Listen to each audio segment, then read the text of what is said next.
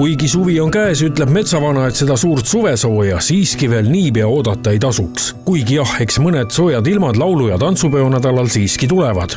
Pööripäev oli väga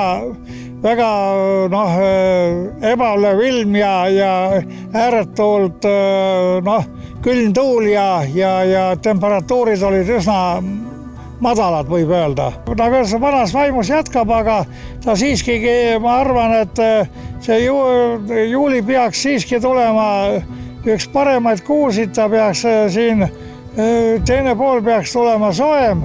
Aga muidugi ikkagi, nagu ma siin olen seda raiunud, nagu tuuled jäävad ikkagi keerutama seni kui sügiseni välja. Ka suvelinnud on enamasti hetkel veel metsades askeldamas. Linnukestel on see probleem, et ei ole midagi poegadele süüa anda. Putukaid on ääretult vähe, kärbseid on ääretult vähe, aga ometigi midagi ta peab ju pojakasele süüa andma ja see on üks tõsine probleem.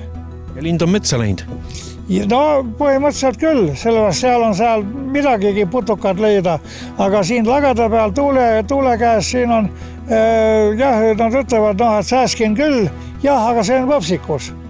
Aga ikkagi rannailma võib ikkagi loota juulikuusest küll? Ma usun küll, ütlemine on, et juuliks ja ilusaks pruuniks, ma arvan, et siis juulikuul ikkagi neid päevi tuleb, kui saab randa ka minna.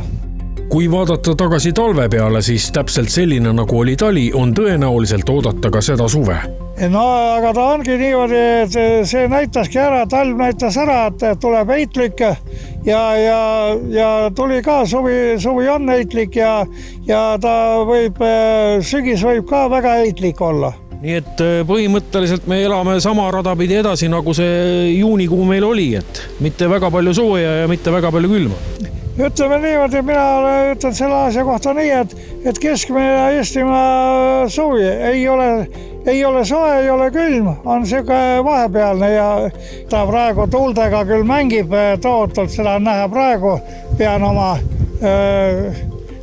kaabud peas hoidma, et mitte peast ära ei lenda ja paraku ta ongi niimoodi, et mida iga päev vaatad, kogu aeg on tuuled. Ka laulupeolistele on metsavanal sõnum.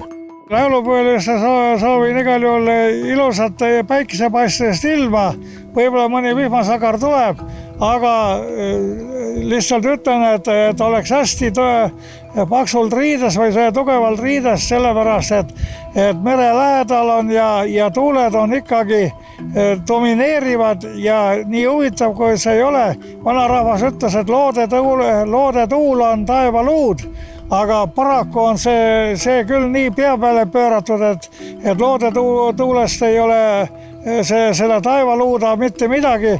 Pigem ma ütleks, teeb ta rohkem pahandust kui kasu teeb.